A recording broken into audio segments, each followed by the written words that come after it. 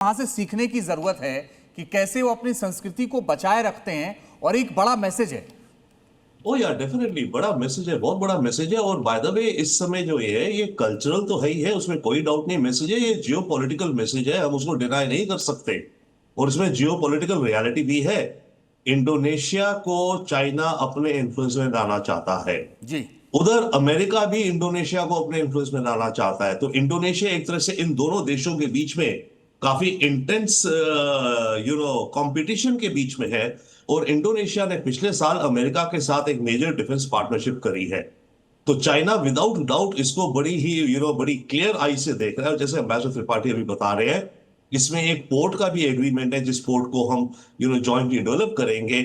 और बार बार बात होती है, मलक्का स्ट्रेट एक चोक पॉइंट है चाइना की शिपिंग के लिए। तो चाइना डेफिनेटली इसे देख रहा है, थोड़ी चिंता की नजर से देख रहा है। पर पॉइंट है कि हमारे पास एक कहें तो एक अलग स्पेशल लीवर है, जो कि है हमारी कल्चरल रिलेशंस। और जो ये विजिट हो रही है, इसमें एक चीज और मुझे नजर आती है कि भारत जो है अपने सॉफ्ट पावर में संस्कृति का बड़ा अच्छा इस्तेमाल कर रहा है। इसका दूरगामी परिणाम क्या नजर आता है? और क्योंकि इतने सालों पहले जो सभ्यता, जो संस्कृति पहुंची होगी, वो आज भी वहां पर जगह जगह नजर आती है। त्रिपाठी सर ने बताया घर के बाहर मंदिर होते हैं और वही पूजा पाठ की जो पद्धति है वो अपनाई जाती है। इसके दूरगामी परिणाम क्या दिखते हैं और क्या वजह हो सकती है सर? देखिए, बिफोर आपके पॉइंट को मैं एक चीज और कहना चाहता हूँ। ये केवल हम ही अपनी सॉफ्ट पावर यूज नहीं कर रहे, तो इंडोनेशिया भी यूज कर रहा है ना। इंडोनेशिया भी तो ये लीवरेज बना रहा है इंडिया के साथ कि देखो हमारे यहाँ इतनी अच्छी हिंदू सभ्यता, इतने पुराने विरासत है, तो इसके चलते हमारे और आपके रिश्ते अच्छे होने चाहिए। तो ये जो सॉफ्ट पावर और कल्चरल डिप्लोमेसी है और रिलीजियस डिप्लोमेसी कुछ हद तक हम गए, ये जो चल रही है, ये हम तो इनिशिएट कर रहे हैं, पर इसकी कंप्लीशन तभी होती है जब इंडोनेशिया खुद भी आगे कदम उठाकर हमारे साथ वैसे रिश्ते बनाना चाहे। So that is one.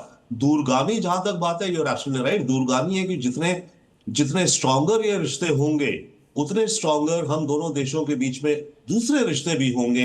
Better understanding होगी, डेवलपमेंट प्रोजेक्ट्स की अंडरस्टैंडिंग होगी। एंड आई थिंक जैसे प्राइम मिनिस्टर मोदी ने कहा था, हमारा ऑब्जेक्टिव है प्रॉस्पेरिटी को बढ़ाना, ना कि एक्सपेंशन को बढ़ाना। जी ठीक है सर, मैं लौटता हूँ आपके पास। आचार्य राज मिश्रा जी, एक बड़ी बात यह है कि जब भी प्रधानमंत्री ऐसे दौरे पर होते हैं तो कोशिश होती है कि सभी जगहों पर जाएं जहां से एक मैसेज भी जाए और कूटनीतिक दृष्टि से भी वो बेहतर हो।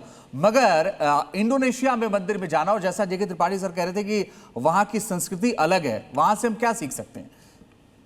देखिए, एक सबसे बड़ी बात तो ये, वहां से अगर मैं सीखने की बात करता हूं तो सबसे बड़ी विशेषता ये है कि अपने मूल जड़ को नहीं भूलना चाहिए। अगर हम कहीं से सीख सकते हैं तो इंडोनेशिया से सीख सकते हैं।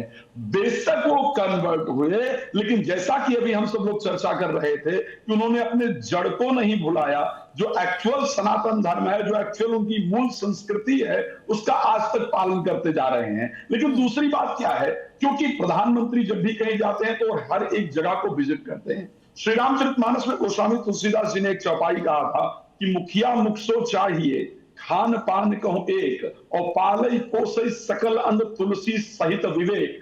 जो किसी भी राष्ट्र का मुखिया होना चाहिए ना, वो ऐसा विवेकवान होना चाहिए, इस प्रकार का होना चाहिए कि वो सभी और यही होता हुआ नजर भी आ रहा है। आचार्य राज्य, एक आखिरी सवाल जरा क्विकली जवाब दीजिएगा। प्रधानमंत्री मोदी के आने के बाद कई ऐसे देश हैं जहां मंदिर का निर्माण हुआ, अयोध्या में मंदिर बनने के बाद क्या सनातन के प्रति लोगों की उत्सुकता बढ़ी है?